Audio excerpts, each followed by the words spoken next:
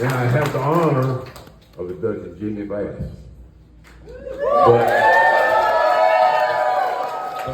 But before we do that, I want to recognize somebody very special in his life and my life too, Mr. George Bond, which hired Jimmy Vass when he was 14 years old. And George, I don't know if you remember or not, when Jimmy first started working there, his mom and daddy would drop him off and walk him down the dock, make sure he didn't fall off the dock or anything. You know what I mean? But anyways, Jimmy's been involved in the marine industry ever since then. I mean, he charter fished and fished a lot with his father. They got real close. Bobby Brown also. But anyways, Jimmy's been in the charter business. He's had lots of big boat storage, and now he's back in the charter business along with his son. And he's just been a big help to me. A lot of people in the fishing industry, which he came up with the idea of the Rice's Beach sailfish tournament, which I thought was the stupidest damn thing I ever heard of. But anyways, I've benefited from it, and I want to thank him for that. Because I'm just that damn stupid, you know what I mean? I'm just your typical fisherman. But anyways, without further ado, I would like to introduce you to Captain Jimmy Vass.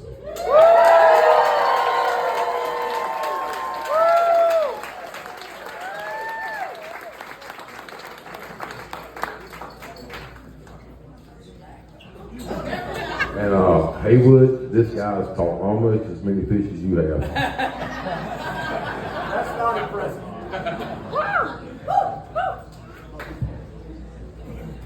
Well, I made some notes. I'm gonna wing it.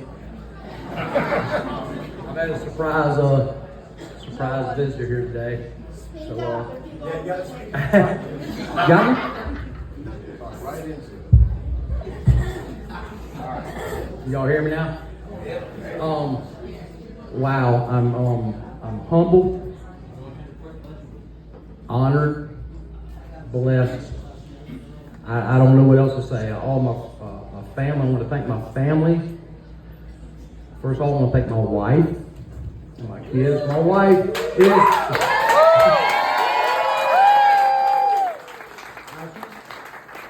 She's my rock. I'm gonna tell you that right now. She's put up with me for almost 40 years, and does anybody in here know of somebody who let somebody buy the same damn boat 3 times?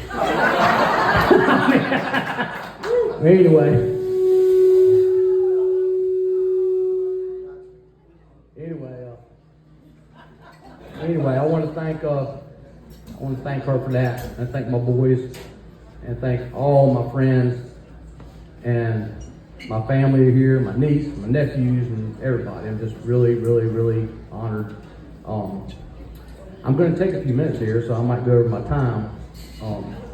But anyway, the best way for me to tell you what got me hooked on boating and fishing is to just tell a story. You know, that's just me. You know what I mean? No one loves the water. Oh, well, I'll take that back. I'll be careful. I love the water. I love going down in my boat every day. I love the marinas. I like the staff at all the marinas. I want to thank them tremendously. Everybody has done so much to help me throughout the years, and I've tried to reciprocate 100%. I really have. Like I said, my boss George Bond, I still call him my boss, George Bond, made a sign: do right. He said, just do right. Just do right. Everything will be fine. You know what I mean? Just do right. You know, and he's right. So, but anyway, I want to tell a little story. Just to give you a little. My dad sits right back there. He always had us a boat. Always. We had a boat when we grew up. We were on the water. My grandparents had a house on Riceville Beach, and he ended up with the house, and all of us took it for granted. No doubt about it. We were very blessed to be able to use that house and be on the water. And you know, my brothers and my sister are very, very smart. They're successful. They're doing very well. And my my dad, I think, just felt that this kid's going to need a little extra help.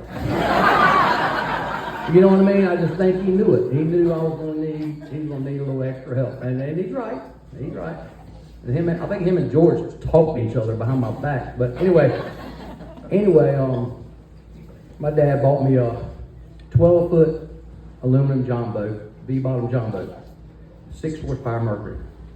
And man, I ran that boat all over Rice Beach. You couldn't have told me nothing. I mean, I thought I was the king of the world. 9, 10 years old. I don't remember when it was, but anyway, it was fun. Well, anyway, I was riding around the beach, pulled up to Seapath Marina on the first transit dock, the old wood dock, and I ran out of gas. Pulled up to the dock, walked up to the dock house, old wooden dock house was right there at the thing.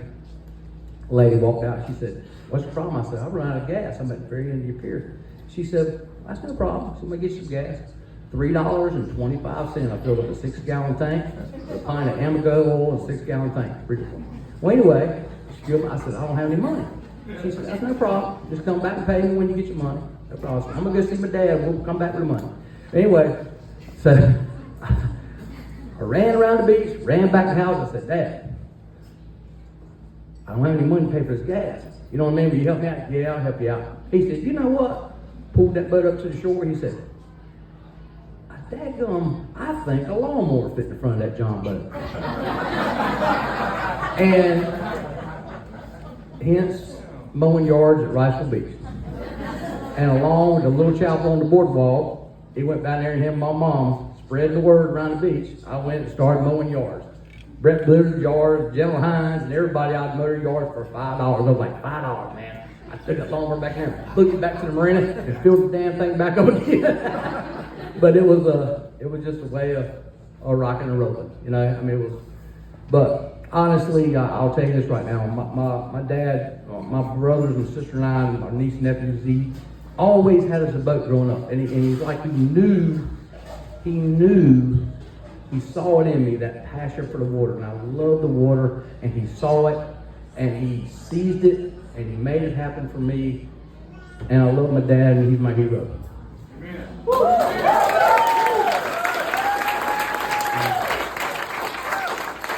And now, I was very fortunate when I ran out of gas at Seapath to meet George and Moon, you know, and my first bosses. I was at the little chapel in the choir on Sunday afternoon, singing in the choir, youth group. We had a youth group and choir. I don't know what it was, youth group, choir, or whatever. It was cool to go to church with us. We went to church. It was just the thing to do. On the beach, little chapel, boardwalk is what we did. There was no mom and dad, "Hey, you're going." Boom. But it was fun. That's what we did. Anyway, I got a phone call from George. "Hey, I need somebody to work over here. You want a job?" Hell yeah. I mean, heck yeah. You know, I mean, anyway, I was my job, working at Seapath Marina. I was 14 years old. And I'm telling you right now, I'm going to thank him in 5 minutes from now, but there's no way to express what George Bond has done for me. No way to express. I mean, I thank him every day. He knows that. He's a very dear friend, my second dad. I thank him all the time. But anyway, nothing.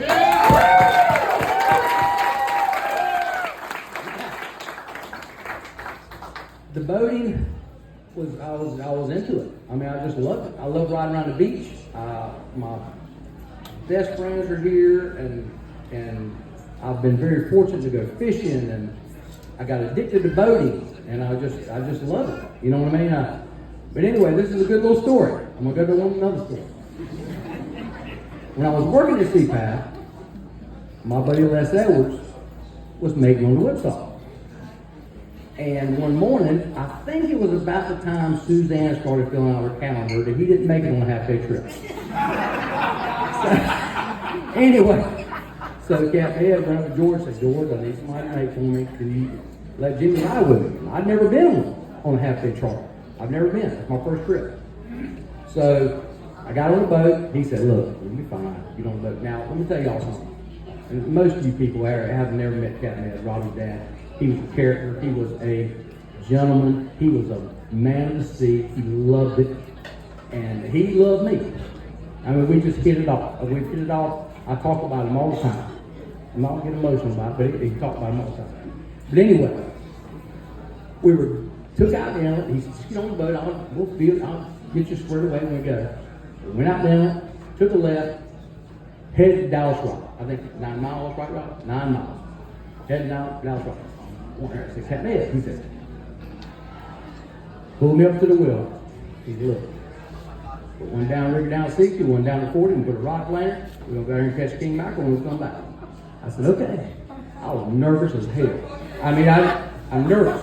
Anyway, we went out there, caught 26 king mackerel. He said, we got back to the dock. He gave me $40. I got a $40 tip, and I said, damn, if George paid me $5 an hour, I'm making hook, line, and sinker. Boom. Got in the boat. I mean, just got into it. I mean, just love it. Gosh, the stories I could sit here and tell. I could on and on and on and on and on. But I want to thank all my friends and my family for everything. My brothers and my sister have always, and my parents have always backed me 100%. They've questioned, they've got offered, they've looked at me, but they've always backed me 100%. I mean, they've always been there for me. And I thank them for that. And I love them for that. And I've been blessed with a really, really, just an awesome friend group around me. And I can see them right here. I can't even thank you enough.